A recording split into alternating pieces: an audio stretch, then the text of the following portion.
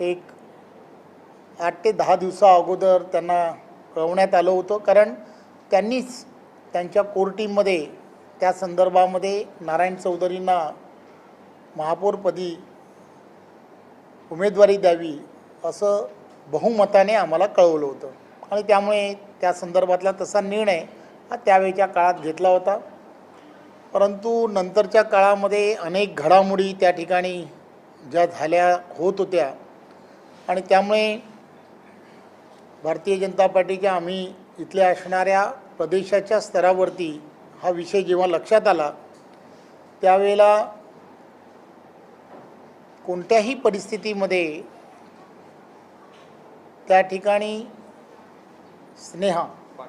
स्नेहा मेहुल पाटील यांना यानंतरच्या काळामध्ये भारतीय जनता पार्टीच्या माध्यमातून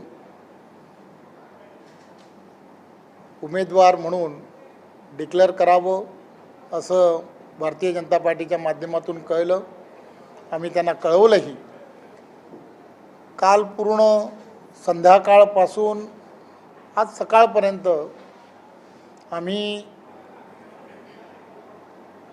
नारायण चौधरी असतील, त्यांच्याबरोबर काही भारतीय जनता पार्टीचे नगरसेवक आहेत की जे कदाचित बंडखोरी करतील असं ज्यावेळेला लक्षात आलं त्यांना फार समजवण्याचा प्रयत्न केला की आपण असं करू नये, पार्टीच्या विरोधात केलं तर पार्टी तुमच्यावरती कारवाई करेल आणि असं आम्ही सांगत होतो। त्यांना समजवण्याचा अनेक जणही प्रयत्न करत होते, आम्हीही करत होतो। परंतु आता सकाळपर्यंत ते असं म्हणाले होते की हो आम्ही तसं करणार नाही, परंतु त्यांनी बंडखोरी केलेली आहे हे आता निकालाच्या अंती लक्षात येत आहे। त्यामुळे ज्यांनी पक्षाचा व्हीपच्या विरुद्ध काम केलं आहे किंवा मतदान केलं आहे, पक्ष त्यांच्या विरुद्ध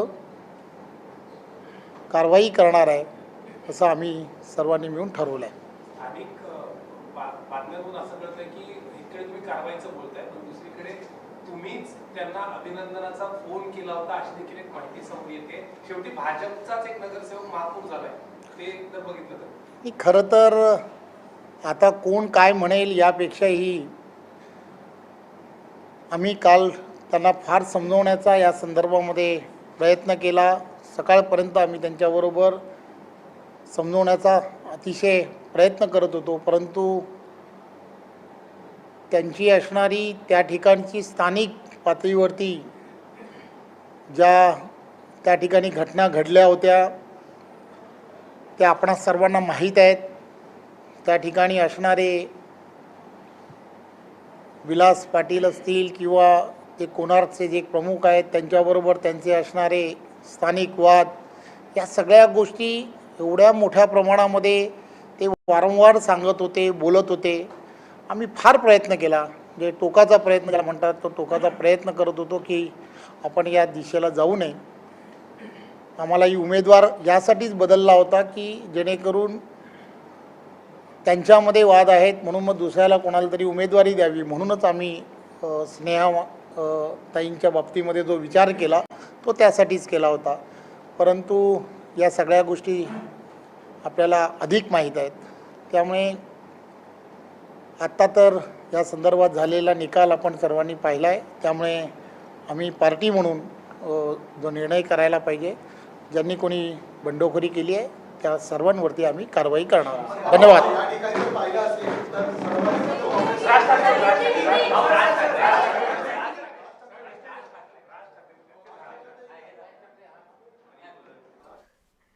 तर नारायण चौधरींची भिवंडी महापौरपदी निवड झाली आहे आणि या निवडीनंतर प्रदेशाध्यक्ष रवींद्र चव्हाण यांनी पत्रकार परिषद घेतली। चौधरींना सातत्याने समजावण्याचा प्रयत्न केला, मात्र त्यांनी पक्षविरोधी काम केले, त्यामुळे आता त्यांच्यावर कारवाई केली जाईल असं चव्हाणांनी म्हटलं।